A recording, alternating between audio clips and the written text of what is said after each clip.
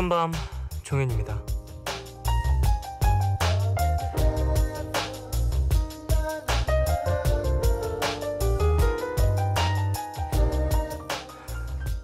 사람은 생각보다 개인차라는 게 많이 존재하죠.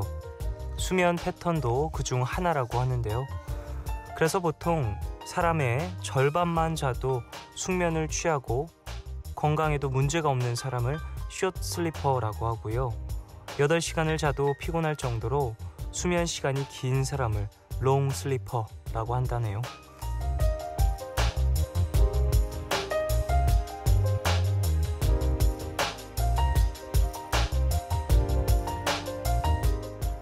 짧게 자도 피곤함을 모르는 사람, 참 부럽죠? 근데 뭐가 더 낫다라고 평가할 수는 없습니다. 에디슨은요, 숏 슬리퍼여서 하루 평균 3-4시간을 잤고요. 아인슈타인은 매일 10시간을 자는 롱 슬리퍼였다고 하거든요. 단지 각자의 수면 패턴이 조금 달랐을 뿐이죠. 원래는 롱 슬리퍼였지만 바쁘게 사느라 숏 슬리퍼가 된 분들도 많이 계실 텐데요.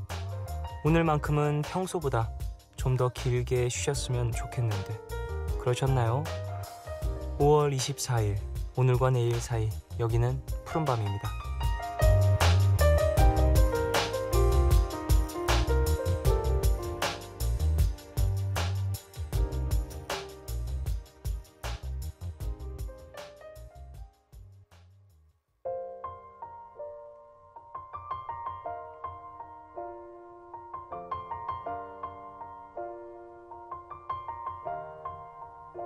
It's been a long day without you, my friend, and I'll tell you all about it when I see you again. We've come a long way from where we began. Oh, I'll tell you all about it when I see you again. When I see you again. 5월 24일 일요일 첫 곡으로 들으신 곡은요, 위즈 칼리파의 See You Again 이었습니다. 찰리 푸스가 함께했네요. 목소리 참 매력적이죠. 독특한 톤을 갖고 있어요. 자, 오프닝에서 숏 슬리퍼, 롱 슬리퍼에 대한 이야기를 좀 나눴습니다. 어떠세요? 여러분은 숏이세요? 롱이세요? 저는 숏 슬리퍼였는데 롱 슬리퍼로 바뀌는 것 같아요. 이게 진짜 중고등학교 때부터 한 24, 5까지는 뭐 이틀에 하루 3시간, 4시간 자도 진짜 괜찮았거든요. 근데 이번 연도 연초에 솔로 나왔잖아요. 그때 솔로 나오면서 이런저런 스케줄 하면서 막 정말 잠 못 자고 바쁘게 지내고 그런 시간을 딱 겪고 나니까 갑자기 롱슬리퍼가 되더라고요. 놀라가지고 뭐 물론 잠드는 게 좀 힘들긴 하지만 아직도 숏슬리퍼에 피곤함을 많이 못 느끼고 있었는데 이제 좀 잠을 못 자면 몸이 힘들더라고요. 그래서 이게 사람들이 얘기하는 한 해가 다르다라는 게 이런 느낌인가 막 들기도 하고 내년이 더 걱정되고 그렇네요. 아유. 자, 오늘 미드나잇 스포일러 함께하는 날이죠. 영화 전문 기자 신기주 기자님 오십니다. 오늘 소개해 주실 영화 방금 보시고 뛰어오셨다고 하는데요. 과연 어떤 영화인지 잠시 후에 모셔서 이야기를 나눠보고요. 90s but goodies에서는 여러분의 90년대 신청곡 기다리고 있습니다. 방송 중에 참여 원하시는 분들은요. 짧은 건 50원, 긴 문자와 사진 첨부 문자 100원이 추가되는 샵 8000번으로 사연 보내주세요. 무료인 미니 어플 카톡 메신저로도 참여 가능합니다. 푸른밤은 인터파크 투어, 르노 삼성자동차, 원주기업도시, 광동제약, 위니아만도, 다우닝산업, 한국쉘, 석유주식회사, 청수식품, 위닉스 뽀송, 라셈드와 함께합니다.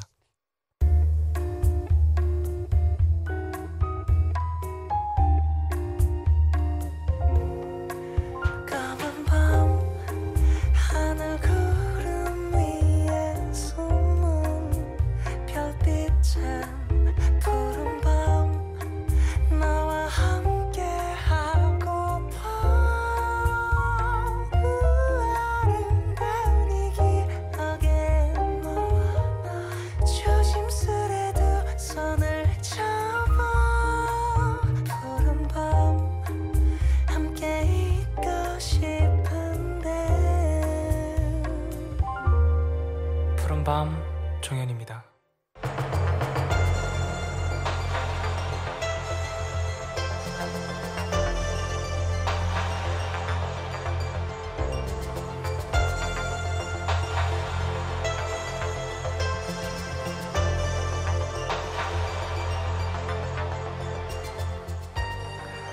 스피디한 추격전과 폭발적인 액션, 여기에 독보적이면서도 깊이 있는 세계관을 다뤄 세계 영화사에 큰 장식을 한 전설적인 걸작이 있습니다.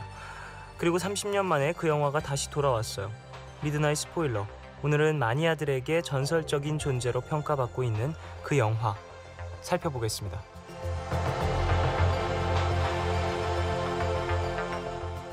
네, 이분도 마니아들에게 엄청난 신뢰를 받고 있죠. 경영, 경제, 영화 전문 신기주 기자님, 어서 오십시오. 네, 나를 따르라.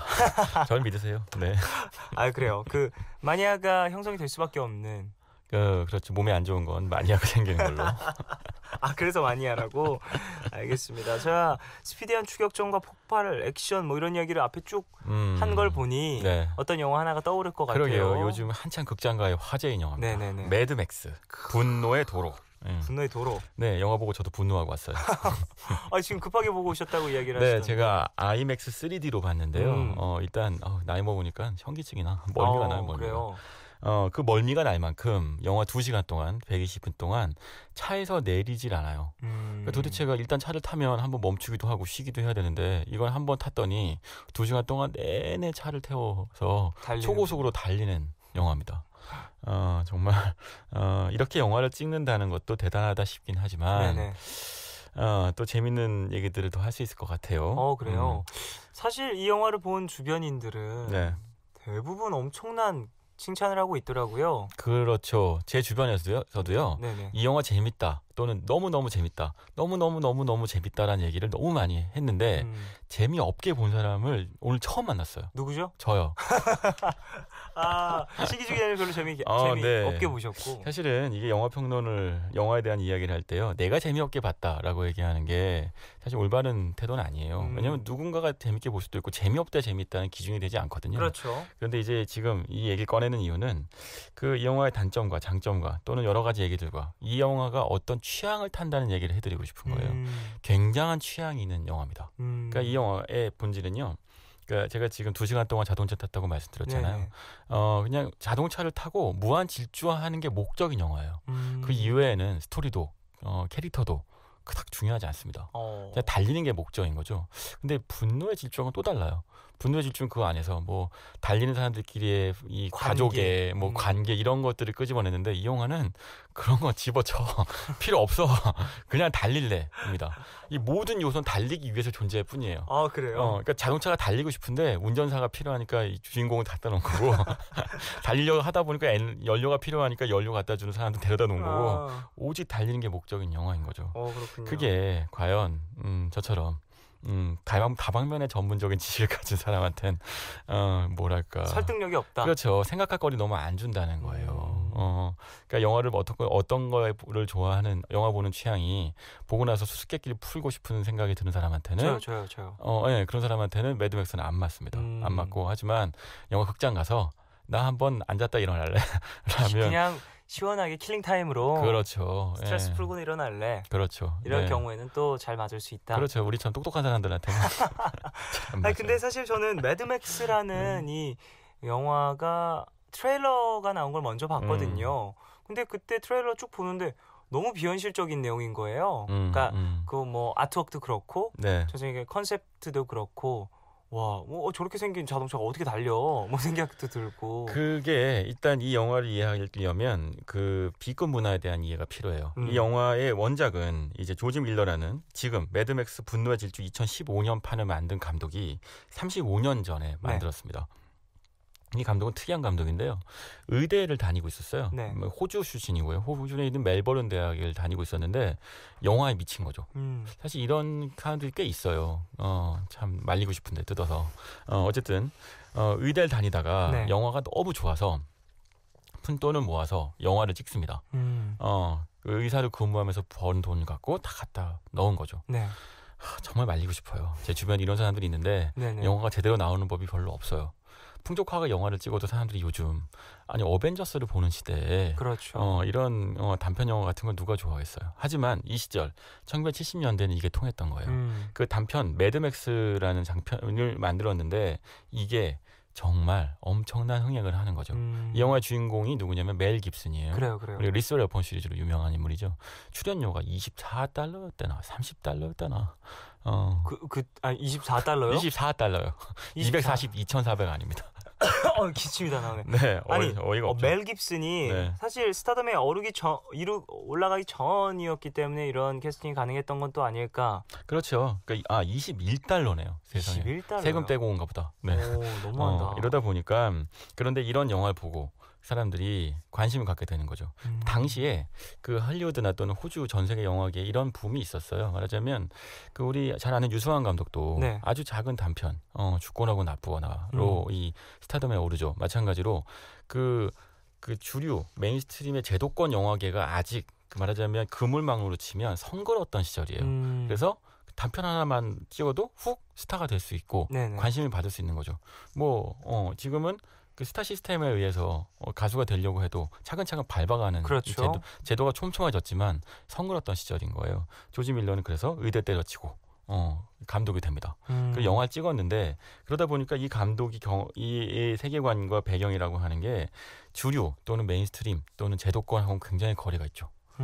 예술 영화 됐고 재밌고 달리고 호쾌하고 부시고 이른바 그리고 그 안에는 락 또는 뭐 히피 또는 스킨헤드 뭐 이렇게 말하자면 이른바 서브컬처의 온갖 요소들을 네.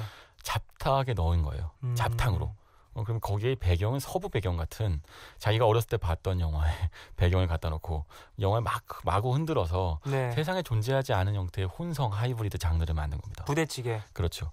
그게 부대찌개 말씀하신 게 정확한데요. 이 영화를 보면 영화에 온갖 자동차들이 다 등장하잖아요. 그렇죠. 이 자동차가 정상이 아니에요. 맞아요. 자동차 메이커가 만든 대로 이 자동차가 이 성한 게 하나도 없어요. 엉망진창이죠.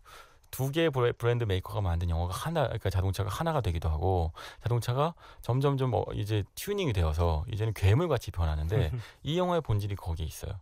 그러니까 말하자면 자동차도 그대로 차는 게 아니라 순정 상태로 타는 게 아니고 모든 장수를 섞어서 정말 돌연변이 괴물 같은 영화를 만들어내는 거죠. 그게 조지 밀러의 장점이었고 그게 매드맥스 시리즈가 우리 많은 이제 후대 영화들한테 엄청난 영향을 준 거예요. 네. 서부 영화면 서부 영화인데 아니다. 또는 뭐 액션 영화면 액션 영화인데 아니다. 뭐 아니면 쿵푸 영화면 쿵푸 영화인데 아니야. 다 섞을 수 있어. 그게 매드맥스의 본질이었는데 네. 이걸 이제 35년 뒤에 또 하는 거죠. 2021세기에. 이게 근데 정확히 후속작인가요? 아니면 예전에 나왔던 걸 다시 리메이크를 한 건가요? 저도 사실은 리메이크인 줄 알았어요. 근데 리메이크가 아니고요. 네. 그냥 매드맥스라고 하는 여기 맥스라는 인물이 있습니다. 네. 그 맥스는 이제 이 배경은 전쟁이 일어나서 이제 네. 전 지구가 멸망했어요. 그리고 맥스와 이제 맥스를 비롯한 일군의 사람들만 살아남은 상태. 네. 이제 정말 이제 세기말적 상황인 거죠. 그때 맥스라는 인물은 경찰이었는데 이제 경찰이라는 일을 할 필요가 없을 정도로 질서가 무너져 있는 상태죠. 그런 배경과 그런 인물로 매드맥스 시리즈를 3편을 만들었었어요. 근데 네. 이 이야기가 잘 연결이 안 돼요. 1, 2, 3편도. 그냥 인물과 배경만 있는 겁니다. 역시 4편인 매드맥스 분노의 도로도 마찬가지예요. 그냥 캐릭터하고 배경은 있는데 이어지지 않아요. 이 사람이 과거에 뭐가 있었는지 살짝씩 튕겨주긴 하는데 하지만 뭐랄까요 그런 걸 이제 떡밥을 준다고 하죠. 크게 물게 만들지만 그러나 배의 지장이 없는 그렇죠. 내용들. 맞아요. 그렇게 나옵니다. 이렇게만 얘기 들어도 신기주 기자님 너무 안 좋아할 것 같아요. 저희 막 분노하고 있어요. 분노의 도로라니까요 지금. 알겠습니다. 자, 노래 한 곡 듣고 와서 이야기를 계속 이어갈게요. 바다의 Mad 듣고 오겠습니다.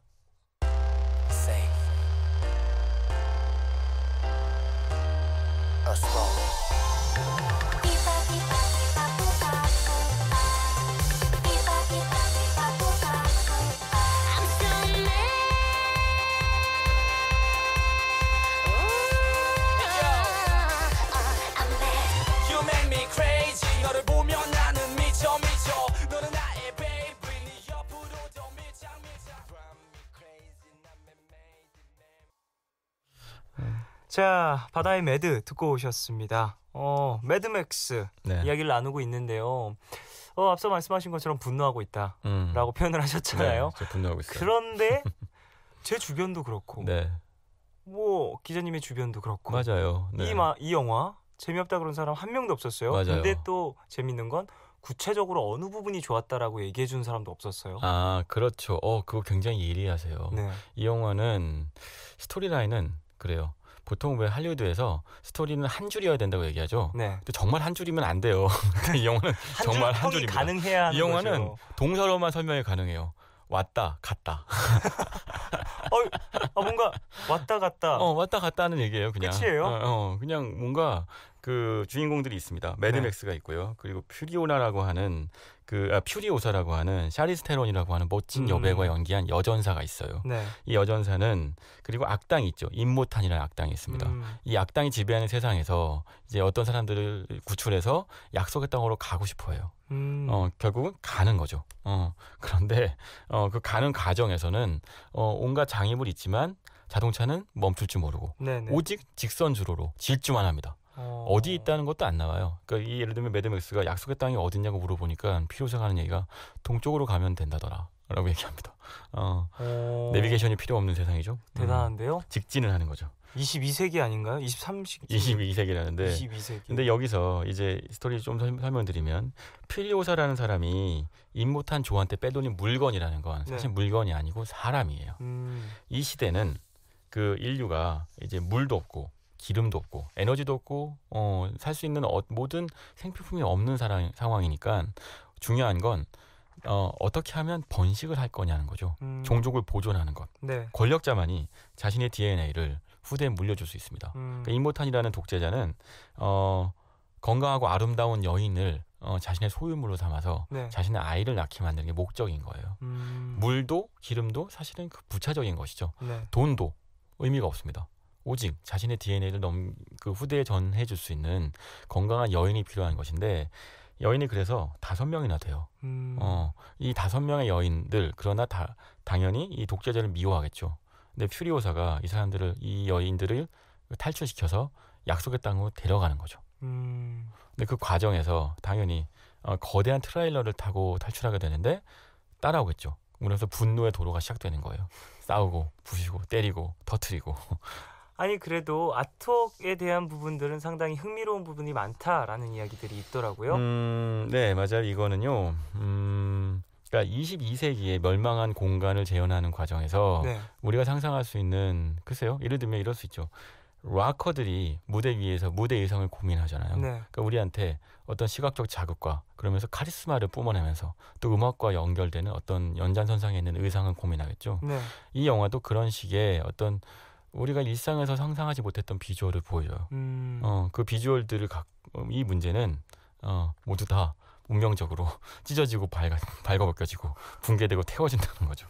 파괴되기 위한 의상들과 비주얼입니다. 그래요. 이 영화를 만듦에 있어서 되게 리얼리티를 추구했다라는 얘기도 들었어요. 조지 밀러라는 감독 자체가 CG를 그렇게 좋아하지 않아서 상당히 위험한 장면이라든지 아니면은 현실감 있는 촬영을 위해서 일부러 뭐 영화의 시간의 흐름에 맞춰 차량을 부식시키고 그런 것도 또 영화에서 보는 디테일이라고 하던데. 그게 뭐 크리스토퍼 놀란 감독은 뭐 옥수수밭을 키우는데. 그럼. 네. 맞아. 요즘 감독들 이게 유행인 것 같은데. 리얼리티죠. 실제로 영화 보면요, CG가 아니기 때문에 느껴질 수밖에 없는 그 쾌감이 있어요. 속도의 쾌감, 또는 폭력적 쾌감, 도로의 쾌감이 있습니다. 그 쾌감을 만끽하는 즐거움이 제가 없다고 얘기하는 건 아니에요. 전부라는 얘기를 하시는 그렇죠. 건가요? 하지만 이 영화를 보다 보면 시작부터 끝까지 호흡이 끊이지 않고 이어지게 되죠. 그 폭력적 장면과 속도감이 그걸 즐기는, 그러니까 말하자면 달리는 트럭 위에 내 몸을 실을 수 있는 사람은 이 영화가 너무 즐거운 것이고 달리다가 중간에 나는 왜 약속의 땅으로 가야 하는가, 그래요. 또는 이 여인은 왜 구해야 하는가에 대해서 설명이 필요한 사람은 아이디올로지를 찾아야 하는 사람들은, 그런 사람들은 왜 없지? 끝까지 왜 나오지 않지? 라는 질문을 하게 되죠. 그 장면만 계속 기다리게 되고 그리고 생각하죠. 이 영화가 미친 영화구나. 매드였구나. 아차차. 그래서 매드맥스구나. 그렇죠. 자, 광고 듣고 와서 이야기 이어가겠습니다. MBC FM for you. 이 대리, 돌잔치를 영어로 하면 뭔지 아나? 글쎄요. 록 페스티벌. 안 웃겨? 네. 하나 더 해줄까요? 하나 더 해줄게. 하나 더. 딸기가 직장을 잃으면 뭔지 알아? 딸기 시럽. 아이고. 부장님 개그에 지친 당신의 퇴근길 토닥토닥. 잘 안 웃는 부하 직원 때문에 속상한 부장님도 토닥토닥. 여기는 퇴근길에 좋은 친구 전문 토닥꾼 써니의 FM 데이트. 자, 푸른밤 종현입니다. 신기주 기자님과 함께 매드맥스에 대해서 이야기 나누고 있어요. 이번에 개봉을 한 영화가 분노의 도로고요. 이전에 나왔던 한 30년 전에 나왔던 영화인가요? 76년의 매드맥스. 그리고 매드맥스. 매드맥스 2편, 3편까지 이어지죠. 세 편이 나왔잖아요. 네. 쭉 나오면서 또 멜 깁슨이 상당히 큰 인기를 끌었고요. 구태여 얘기하자면요. 사실은 이 영화에서 톰 하디가 네. 이제 매드맥스로 다시 분화가 되는데요. 영화 내내 이 배우는 참 좋은 배우인데도 불구하고 항상 입에 마스크 쓰고 나오거나 네. 대사가 없어요. 아니면 자기 목소리로 연기를 못합니다. 다크나이트 라이즈에서 보면 이 영화에서도 대사가 10마디나 되나? 아 정말요? 네. 대사가 거의 없어요. 다크나이트 라이즈에서도 얼굴에 가면을 쓰고 나오잖아요. 그렇죠. 심지어 음성을 변조해서 네. 본인인지 모르게 하고 나오죠. 네, 맞아요. 이 영화에서도 샤리스 테론이라고 하는 배우를 위해서 기꺼이 자신의 역할을 희생합니다. 그게 사실은 오히려 더 멋있어 보였는데요. 근데 반면에 이제 1, 2, 3편에서의 리스 웨더폰의 이 주인공으로 유명한 멜 깁슨의 경우에는 네. 이 영화로 자신의 매력을 한껏 뽐내죠. 섹시해요, 일단. 그리고 그 야생마 같은 느낌. 네네. 그리고 그러면서도 로맨틱한 느낌까지 주는 오. 자신의 캐릭터 구축해내고요. 네네. 그게 이제 호주에서 할리우드로 가서 이제 세계적 스타가 되는 계기가 되죠. 반면에 이 매드맥스 시리즈에서 톰 하디는 그런 인물이라기보단 오히려 짐승에 가까워요. 살기 위해서 무슨 네. 일이든 할 수 있는 어떤 존재인 것이고, 또 하나 문제는 약점이라고 할 수 있는 건 톰 하디의 캐릭터가 완벽하게 구축되지 않은 상태에서 영화가 끝나요. 아 그래요? 그건 사실은 조지 밀러 감독이 이어지는 5편, 6편도 찍고 싶어 한다는 얘기가 있거든요. 아 그리고 계약을 했다는 얘기도 네, 돌던데요, 톰 하디가. 그러니까 사실은 거기서 뭔가 설명해주고 싶어 하나 보다라는 생각이 들지만, 저처럼 영화에서 뭔가 다 내놓으라고 하는 욕심꾸러기한테는 모자르게 느껴지죠. 다음 편을 안 보게 되는 거죠. 그리고 5편의 경우에는 부제가 퓨리오사라던데, 아니 그러면 매드맥스는 어디 가고 설명 안 해주려고 그러나 보죠 또. 네. 어쨌든 뭐 이번에 나온 영화를 보면 그러면 이전에 나왔던 영화들을 굳이 보지 않아도 이해가 쭉쭉쭉 될 수 있다라는 거겠네요. 저는 사실은 영화 보기 전에 매드맥스 시리즈 3편을 다 봤는데요. 네. 억울해요. 안 봐도 됩니다. 전혀. 안 보는 게 오히려 도움이 될 수도 있어요. 아니 그러면은 이전에 나왔던 뭐 어렸을 적에 보셨던 게 아니라 이번에 이 영화를 보기 위해서 또 다시 봤는데요. 찾아보신 그리고 거군요. 사실은 옛날 영화니까 우리는 흔히 착각을 하죠. 내가 봤다고 해서 믿지만 사실은 기억이 안 나잖아요. 네네네.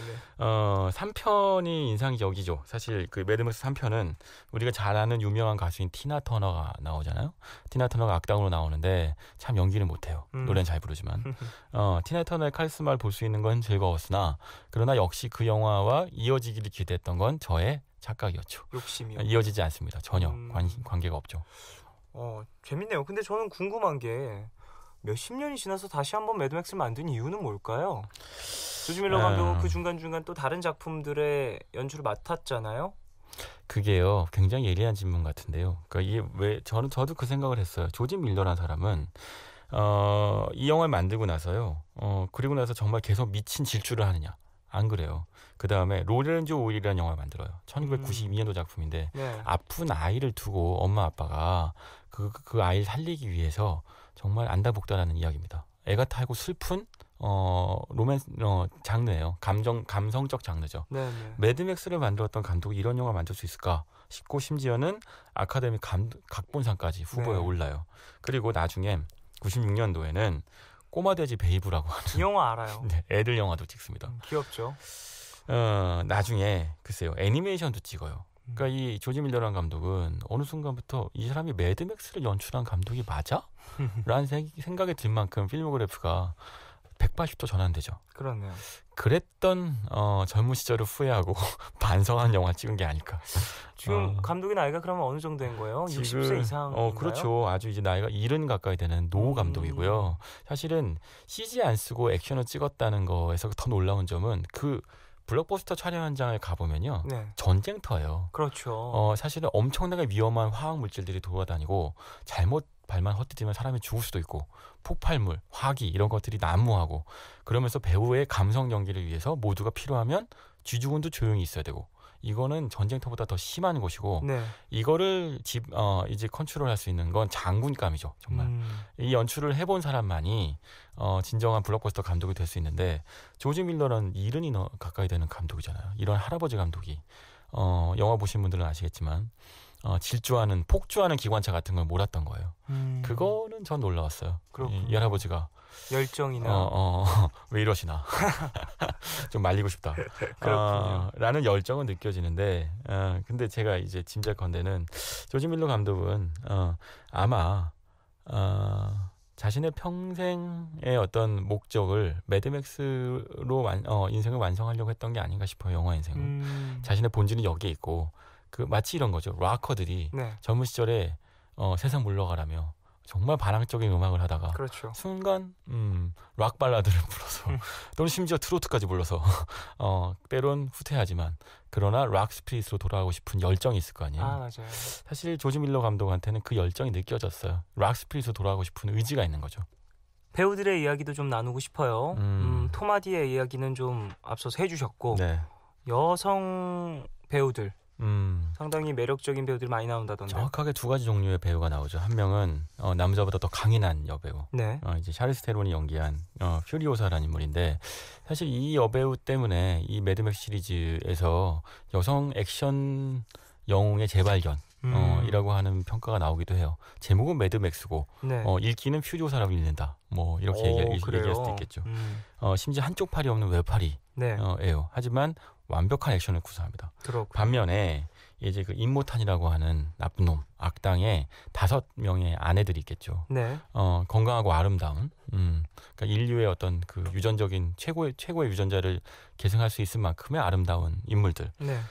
그 5명이 제가 이 여자 5명을 보고 나서 제발 임모탄을 빨리 없애주길 바랬어요. 굉장한 미인들인데요. 그 보시면 어떤 영화에서 봤던 것 같은 배우들도 있겠고 네. 아니면 옛날에 누군가 닮았다라는 배우들도 있을 거예요. 그러니까 이 인물들의 캐스팅이 제가 보면 이 영화의 굉장히 재미있는 포인트 중에 하나인데요. 그 영화 속에서 그 로지 헌팅턴 피틀리라는 배우가 나옵니다. 네. 이 인물은 이제 트랜스포머에서 3편에서 이제 아름다운 여배우 나왔었죠. 박수가 절로 나오는. 그렇죠. 세상에서 가장 섹시한 모델이라고 하던데 뭐 크게 부인하진 않겠습니다. 그리고 조 크라비츠라고 거기 보면 흑인 여우가 한 명 나오는데 여배우가 이 인물이 이제 레리 크라비츠 딸이에요. 네. 그러니까 가수, 그것도 잘 나가는 가수의 딸인 거죠. 그리고 라일리 코프라는 빨간 머리 배우가 나옵니다. 네. 이 영화에서는 니콜라스 홀트하고 니콜라스 홀트가 이 영화 안에서 말하자면 어떤 임모탄의 부하로 나오는데요. 결국은 모든 걸 깨닫고 세상 이 중요한 키를 가진 인물이죠. 니콜라스 홀트와 뭔가 모종의 어떤 러브라인이 만들어진 인물인데 그래요. 라일리 코프가 엘비스 프레슬리하고 닮아 있어요. 엘비스 프레슬리 이 손녀딸인 거죠. 손녀예요. 그리고 뭐 호주 유명 배우 메간 게일, 뭐 코트니 이튼 같은 호주의 모델이 나옵니다. 그러니까 이게 뭐냐면, 그러니까 이렇게 모델 또는 유명한 가수의 딸 이게 그냥 단지 이렇게 캐스팅했다기보단 그 유명한 해서가 아니라 말하자면 이 사람들을 보면서 이 모델들의 어떤 배경들과 그 어떤 성장 환경을 보면서 이 사람들이야말로 인류가 무너졌을 때 네. 최후의 보루가 될 것 같은 존재들인 거죠. 마지막까지 살아남아서 네. 인류의 유전자를 계승해야 될 것 같은 인물들. 그런 뉘앙스를 줘요. 그렇게 캐스팅을 한 거죠, 사실. 뭐 캐릭터 안에서뿐만이 아니라 현실 세대에서도 좀 그런 뉘앙스를 품고 있는 사람들이 캐스팅이 이루어졌다라는 이야기를 그렇죠. 하시는 거군요. 네. 근데 그런 부분이 사실 관객으로 하여금 몰입도를 높여주는 부분이 있잖아요. 그러니까 말하자면요, 영화라고 하는 건 그 몇 가지 계층을 두고 지층을 주고 파면 팔수록 새로운 것이 나오도록 만들어야 하는데 네. 매드맥스의 경우에는 겉보기에는 무조건 달리는 영화지만 뚜껑을 열고보면 조지 밀러 같은 인물들의 락 스피릿이 보이고 한 단계 더 들어가면 이런 여배우들이 갖고 있는 영화의 외적인 배경이 영화 안에서 상승작용을 일으키는 그런 지점들이 있는 거죠. 그렇군요. 이 뭐 말씀하시기엔 처음부터 끝까지 계속 달리는 영화다. 빵빵 터지는 영화다라고 네. 이야기를 하셨는데 뭐 그 중에서도 가장 기억에 남는 액션 씬 있으신가요? 아마 영화 보시는 분들은 대부분 그 얘기를 할 텐데 영화 위에서 네. 이제 자동차 위에서 장대 매달아 놓고 장대 위에서 사람이 매달려서 왔다 갔다 하는 장면이 있어요. 네. 그게 초고속으로 달리는 자동차 위에서 펼쳐지기 때문에 어마어마한 박진감을 주죠. 명장면이라고 할 수 있는데 거의 서커스 수준으로 네. 정말 수없이 많은 스턴트맨들이 동원됐고요. 네. 그 중에 스턴트맨 중에 한 명은 엘비스 프레슬리의 손녀딸과 결혼하죠. 촬영하는 도중에. 그래요. 네, 엄청난 스턴트맨인 거죠. 멋진데요. 매드맥스. 처음에는 사실 다들 그렇게 극찬을 하고 네. 멋지다고 하니 기대를 더욱더 하게 되는 경우가 있는 것 같아요. 그러니까 우리가요 지금 이 영화의 스토리라인 그대로 이 방송을 하고 있는데요. 아주 재미없다. 그래서 점점 얘기할수록 재밌는 것 같아. 재밌다. 근데 이 영화를 보시는 분들은 다시 재미없다고 돌아올 수 있어요. 이게 결국엔 갔다 왔다 하는 얘기라니까요. 결국엔 네. 갔다가 다시 가자. 갔다 왔다 하는 얘기예요. 네. 저는 개인적으로 뭐 말씀하신 것처럼 저도 개인적으로는 뭐 고뇌라든지 보고 나온 후에 여러 가지 감상, 생각 그리고 내가 지금 살아가고 있는 세상에 좀 대입을 해서 좀 더 캐릭터를 분석하고 좀 나에게 대입시켜서 다른 네. 어떤 파악을 할 수 있는 영화를 좋아하는 편이라서 뭐 사실 스타워즈도 가능하거든요. 그럼 그렇죠. 말도 안 되는 SF 영화에서도 이런 뭐 나에 대한 내 인생에도 대입이 가능한데 매드맥스는 그게 전혀 여지가 남아있지 않나요? 배제합니다. 그래요? 그런 게 없는 게 이 영화의 목적인 것 같다 싶을 정도인데요.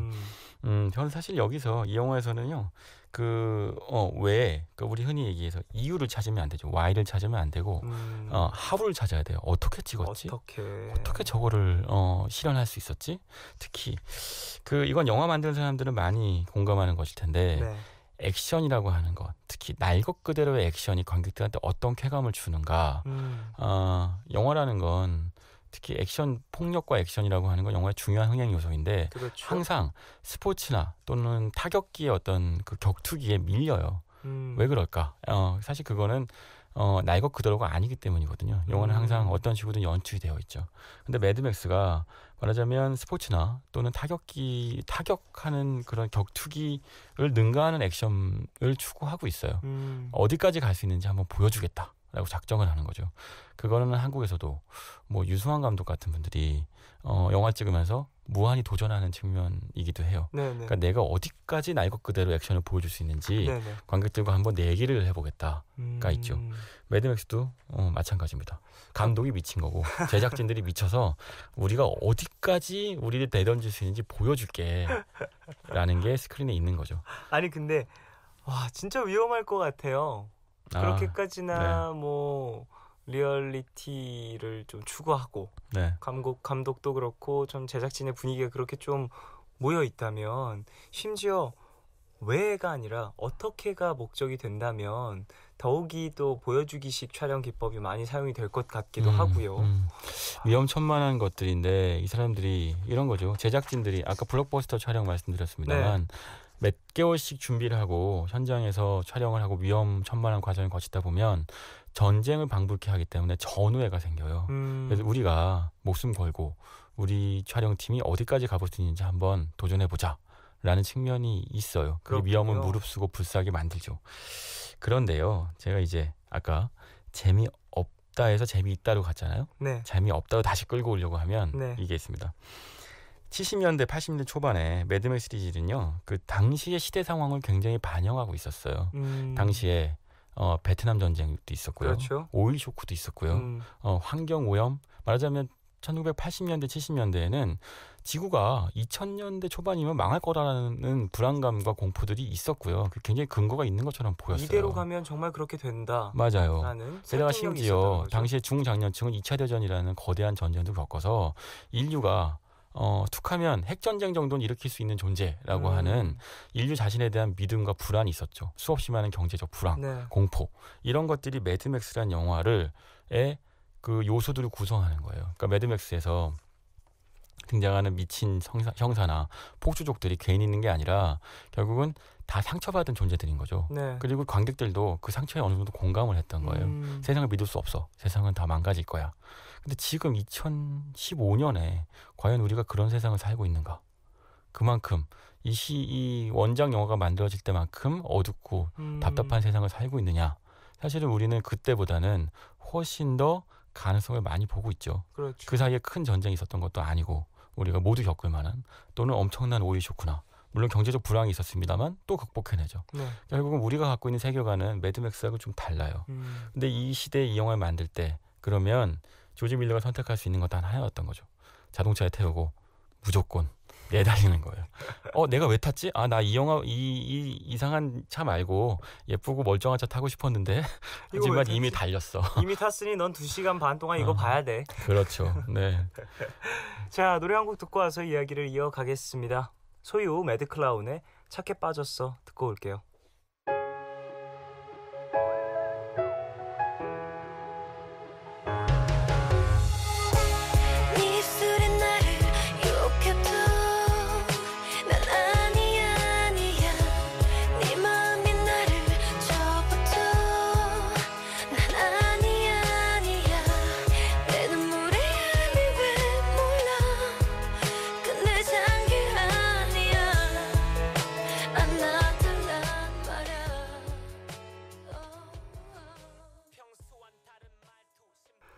소유 매드클라운의 착해 빠졌어 듣고 오셨습니다. 영화 매드맥스 신기주 기자님과 이야기 나누고 있는데요.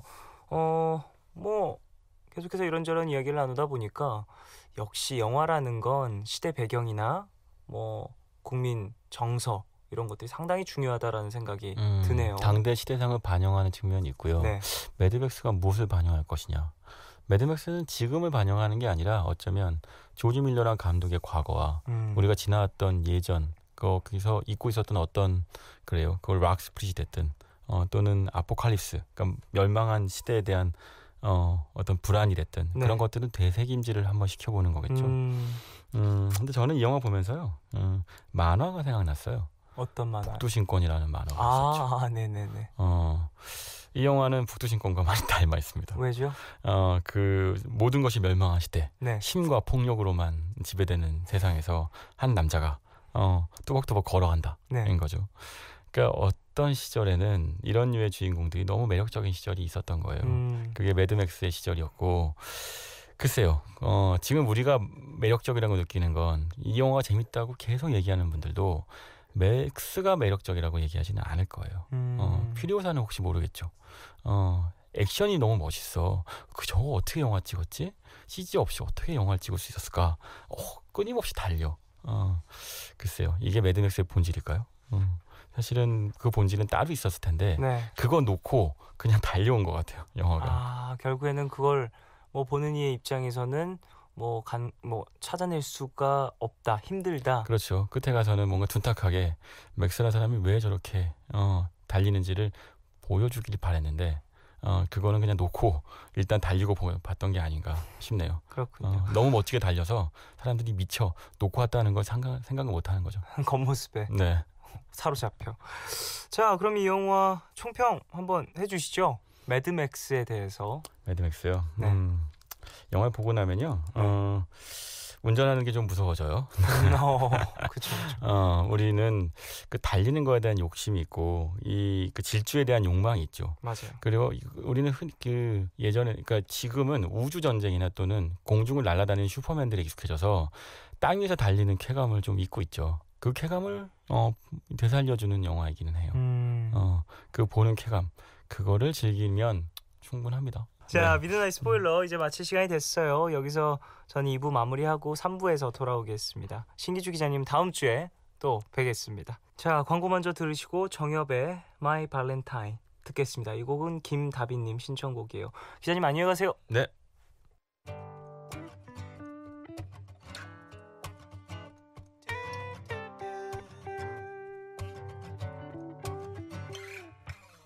더워진 공기가 볼을 감싸고 긴장한 내 손에 땀이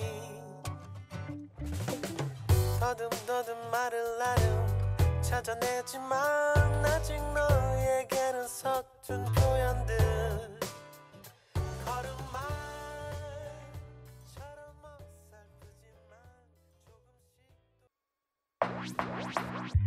오늘과 내일의 애매함 그 경계선 사이 시작과 끝이 만난 시간 작별과 만남의 인사 안녕 또 다른 안녕 매일 하지 yeah. 널 보면 난 푸른 밤을 상상하네 널 보면 난 푸른 밤을 상상하고 들어줄래 네 두기에 내가 속삭여줄게 마치 보석을 담은 듯 반짝빛이 나는 푸른 밤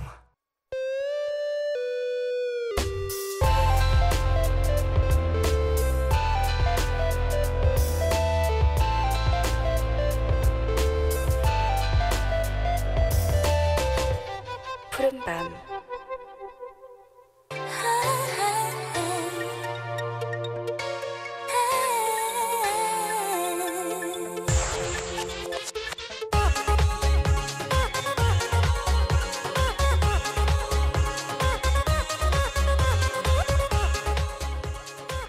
마음이 지치고 힘들 때 따뜻한 추억이 큰 위로가 되기도 하죠. 또 한 주의 시작을 앞둔 밤 마음의 위로가 되는 90년대 노래들과 함께합니다. 90s but goodies.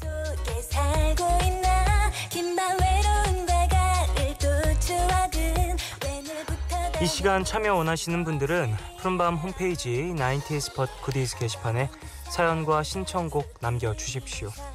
자, 그럼 여러분이 보내주신 신청곡 만나볼까요? 김숙현님, 팀의 별 신청해요. 나얼씨가 앤썸 출신인 건 알고 있었는데 윤건씨도 그룹 출신인 건 몰랐네요.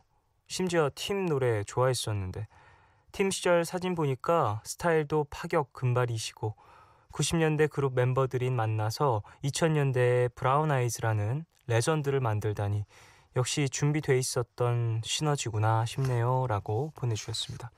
팀이라는 팀이 좀 댄서블한 곡을 많이 불렀죠.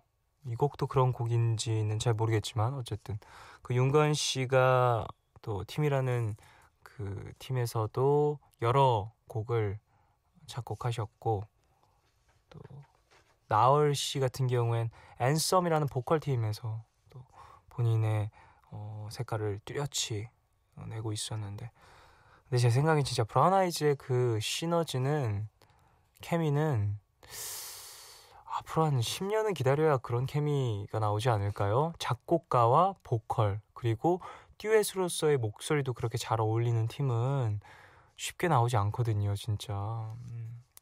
그래서 브라운 아이즈의 명반이 있는 거 아닐까 싶기도 하고요. 김재현님, 푸른밤 들으면서 집에서 할 수 있는 간단한 운동을 하고 있어요. 매일매일 꾸준히 운동하는 게 목표인데 아직까진 빼먹지 않고 하고 있네요.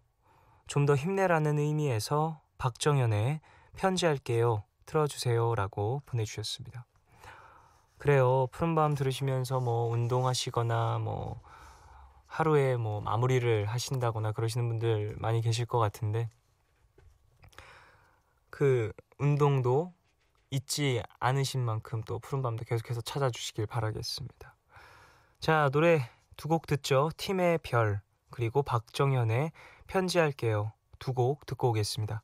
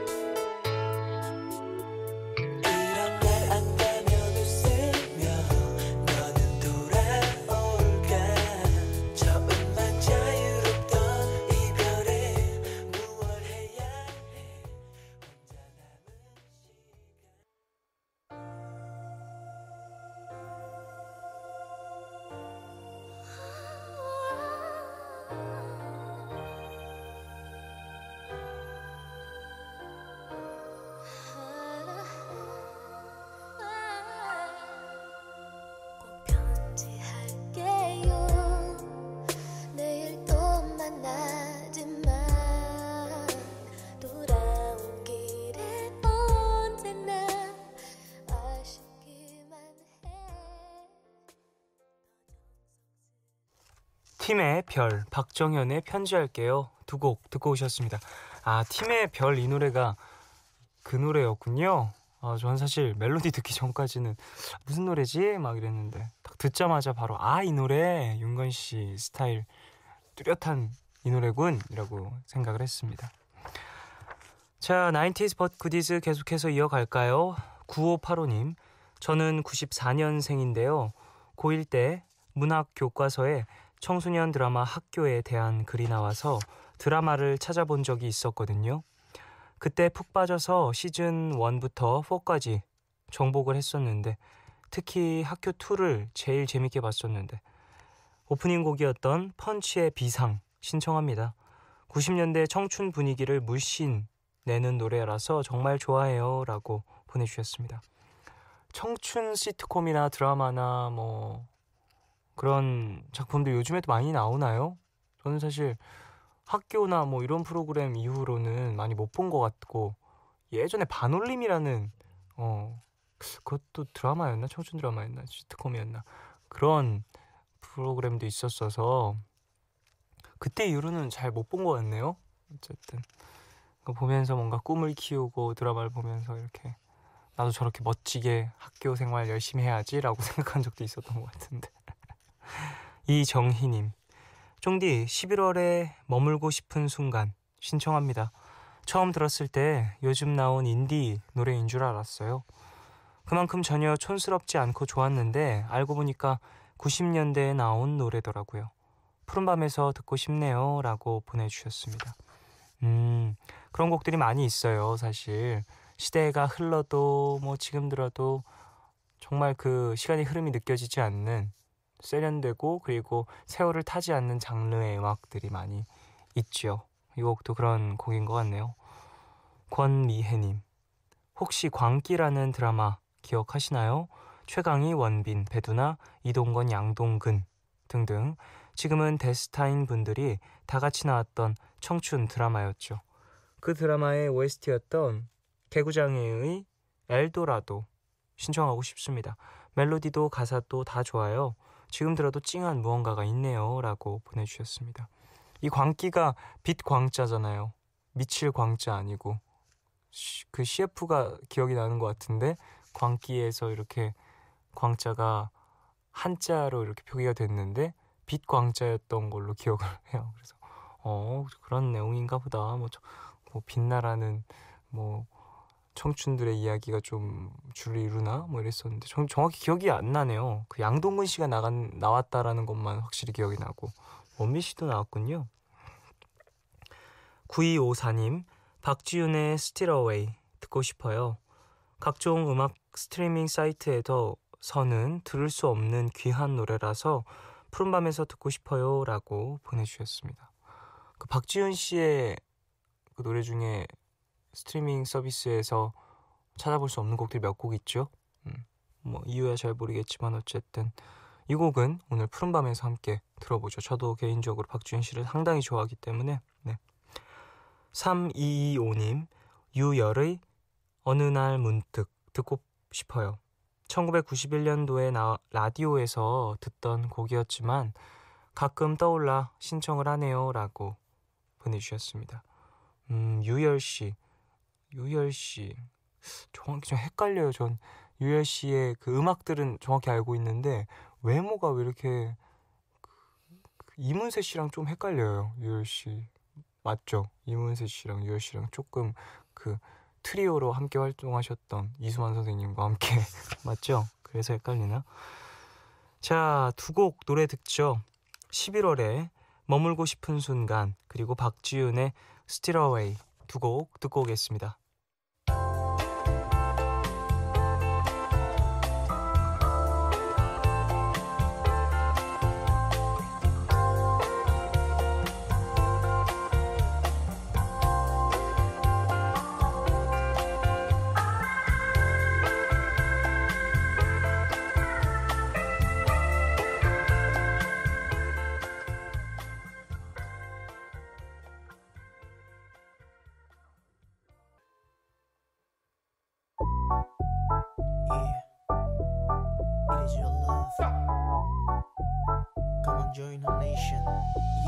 Come on.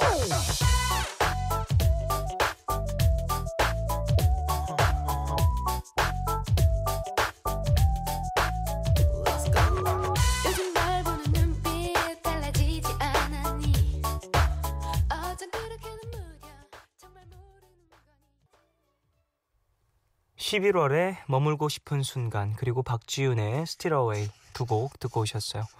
90s but goodies 계속 이어가겠습니다. 허은혜님 98 Degrees의 Because of You 신청해요. 고등학생 때 좋아했던 남자친구와 설악산을 갔었는데 정상 카페에서 이 노래가 나왔었어요. 정말 좋더라고요. 사랑을 하고 있어서였는지 완전 반한 노래였죠. 지금 들으면 그때 상황이 사진처럼 떠오르네요. 그때 느낀 감정과 남친의 모습도요. 잘 살고 있겠죠? 라고 보내주셨습니다. 잘 살고 있을 거예요. 98 degrees. 전 98도라고 불렀었는데. 어쨌든 좋은 노래 많이 있죠. R&B 보컬 그룹. 그래요. 뭐 추억과 그때 감정이 새록새록 떠오르게 되는 곡들이 있는 것 같아요. 저는 어떤 노래가 있죠? 쭉 생각해보면 브라운 아이드 소울의 노래가 참 그런 곡이 많은 것 같아요. 저의 그 뭔가 뭐 학창 시절에 참 많이 들어서 더욱이 그런 것 같기도 하고 연습을 하면서 막 이렇게 저렇게 의미를 부여하고 그랬었던 적이 많이 있어서 브라운 아이드 소울의 1집 앨범들 쭉 들으면 여러 생각이 나곤 하네요. 저는. 권보배님 핑클의 비기닝 신청합니다. 원래는 이게 2집 타이틀 곡이었는데 영원한 사랑으로 바뀌었다는 이야기도 있었어요. 푸른밤에서 같이 들으면서 다시 한번 그 시절의 아날로그 감성 느껴보고 싶네요 라고 보내주셨습니다. 근데 핑클의 노래 중에서는 명곡이 참 많으니까 며칠까지 나왔죠? 핑클이 한 4집 넘게 나왔나요? 그래도 꽤 오래 활동한 걸그룹이죠. 핑클. 계속해서 지금 또 각자 또 연예계에서 꾸준히 활동을 해주고 계시고 궁금하네요. 핑클 무대도 지금 하면 또 어떤 느낌일지. 예전에 토토가에서 섭외도 가지 않았었나요? 나중에 또 두 번째 시즌이 진행이 된다면 핑클도 한번 나와주면 좋지 않을까 생각을 해봅니다. 한은혜님 데스티니 차일드의 사이론 신청합니다. 얼마 전 물건 정리를 하다가 이 CD를 발견을 했었는데 세상에 알맹이가 없더라고요.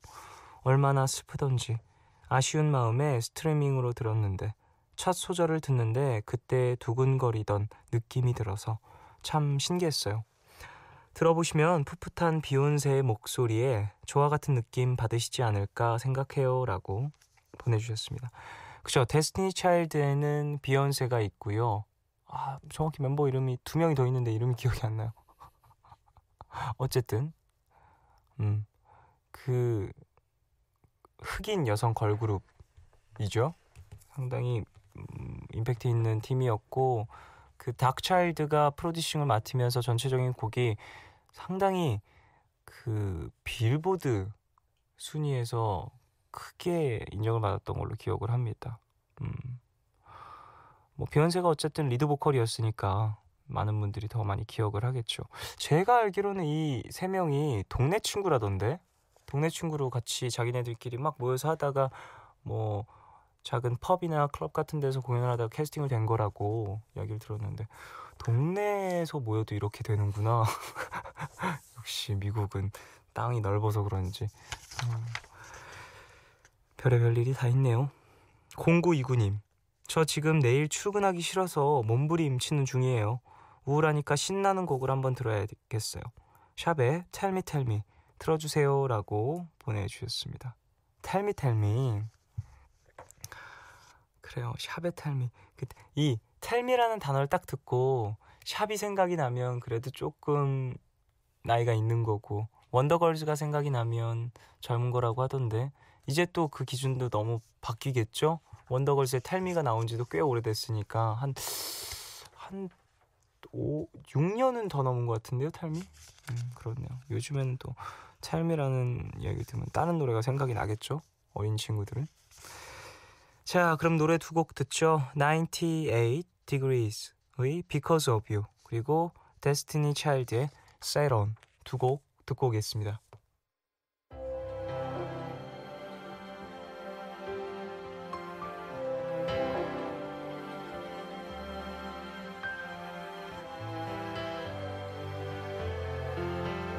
It's all, it's all, it's all. You're my sunshine after the rain. You're the cure against my fear and my pain. 'Cause I'm losing my mind when you're not around. It's all, it's all.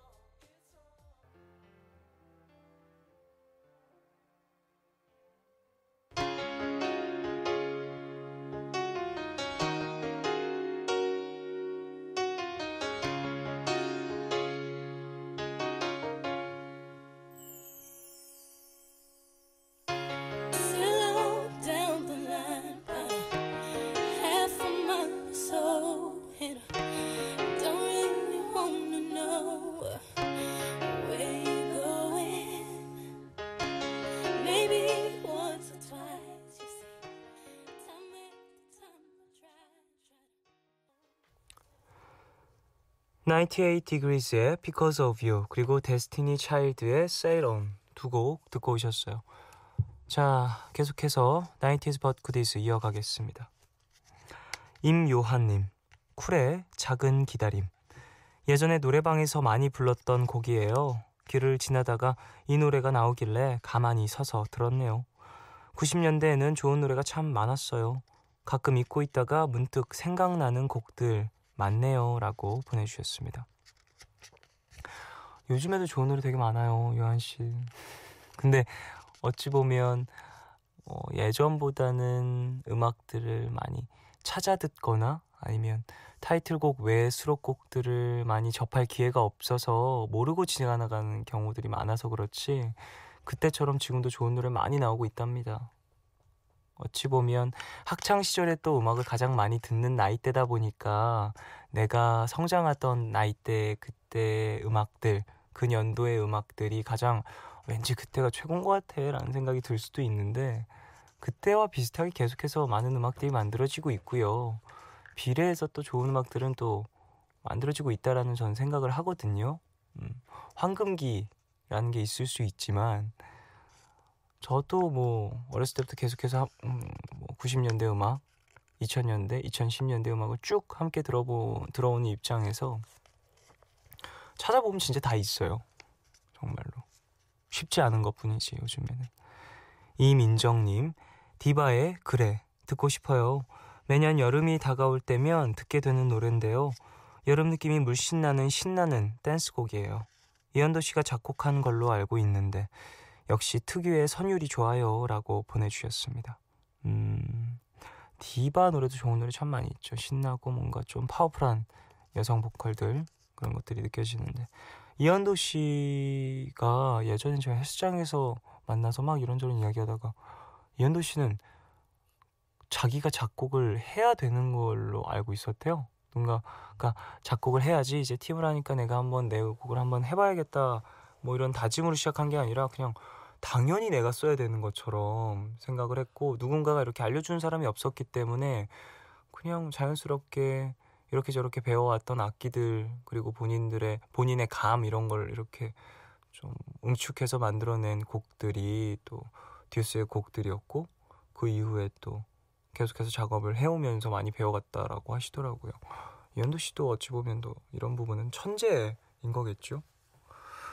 김혜리님, 넥스트의 집으로 가는 길 들려주세요. 96년생이라 태어나지도 않았을 때 노래지만 작년 고3 때 공부하면서 많이 들었던 노래네요. 시대와 세대를 막론하고 최고의 곡을 들려주신 신해철님을 추억하며 신청해봅니다 라고 보내주셨습니다. 그리고 넥스트의 곡이군요. 신해철 씨가 소속해 있었던 팀이죠. 96년생이신 분이 그래요. 고3 지금 이제 20 됐겠군요. 와, 제가 얼마 전에 그 여자 대학교 여대에 가서 어떤 촬영을 했었는데 그러니까 몇 년 전만 해도, 사실 몇 년 전도 아니죠. 뭐 데뷔했을 때는 뭐 제가 고등학생이었으니까 항상 다 누나였고 다 뭐 형이었고 제가 막내고 그랬었는데, 다 가니까 다 오빠라 그러는 거예요. 근데 그게 너무 좀 어색하더라고요. 데뷔 때 그 뭔가 호칭 같은 게 나름 그래도 제 귀에 있었나 봐요. 와, 여대에 갔더니 다 오빠라 그래서 조금 어색하기도 하면서 기분이 살랑살랑했던 기억이 나네요. 갑자기. 2071님, 첫사랑과 헤어지고 나서 밥 먹다가도 울고 머리 감다가도 울고 그렇게 울며 이별을 했어요. 받았던 선물과 추억이 깃든 물건, 사진을 태우면서 가장 많이 울었네요. 이별하고 많이 들었던 노래 롤러코스터의 습관 듣고 싶어요 라고 보내주셨습니다. 헤어지고서 물건을 태우셨군요. 전 이런 걸 한 번도 못 해보긴 했어요. 물건을 태운다라는 게 그러니까 그와의 추억을 이제 보내주는 거잖아요. 뭔가 이런 의식 같은 행동을 잘 못하는 것 같아요, 저는. 그러니까 이렇게 딱 하고 나면 좀 마음이 후련할 수도 있는데 용기가 좀 없는 건지 어떤 건지. 롤러코스터 노래 좋죠. 가사도 너무 멋있고 습관이고 이별한 사람들의 마음에 잘 맞아떨어지는 곡이 아닐까 싶습니다. 자, 노래 두 곡 들을까요? 쿨의 작은 기다림, 그리고 넥스트의 집으로 가는 길, 두 곡 듣고 오겠습니다.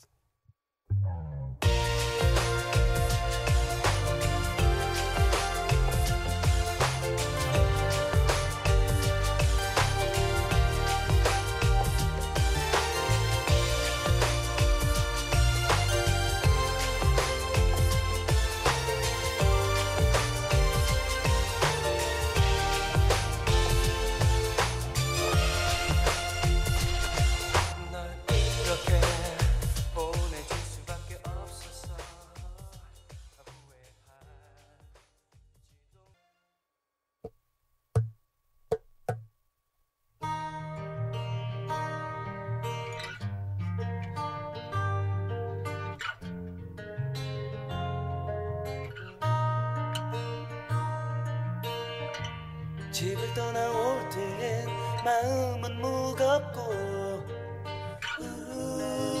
모든 것이 침묵 속에 잠겨 있었네. 어머니는 나에게 슬픈 눈으로.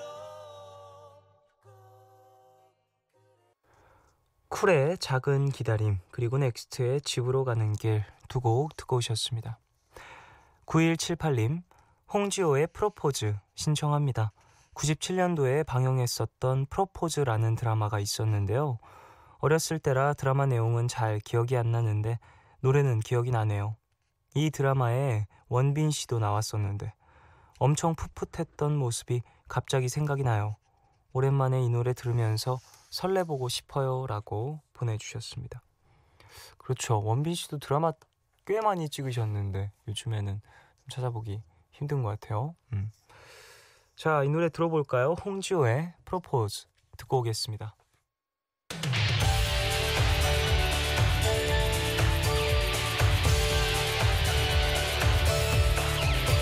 알고 있니 우정이란 이름으로 너의 곁에 항상 그저 웃고 있던 나를 내 사랑을 표현하기에 어색했던.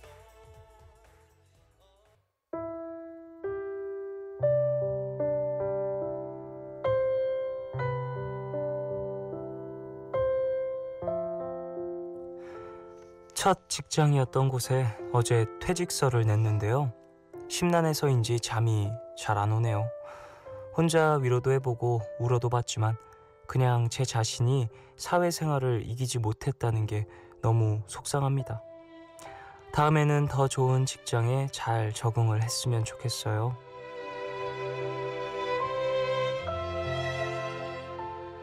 (9331님을) 위한 포춘쿠키 메시지. 맞지 않는 옷을 계속 입을 순 없잖아요. 내게 맞는 곳으로 가기 위해 다시 도전을 해봐요.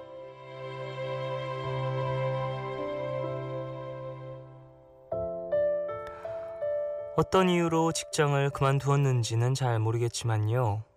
나를 너무 힘들게 하는 분위기에서 일을 계속할 수는 없는 거잖아요. 사회생활이라는 게 아무래도 완전한 나를 보여주기엔 힘든 면이 있으니까 너무 자책하지 마시고 새로운 직장을 위해서 다시 시작해 보십시오. 오늘 끝곡 노형돈의 끝날 들려드리겠습니다. 지금까지 푸른밤 종현이었습니다. 내일도 쉬러 와요.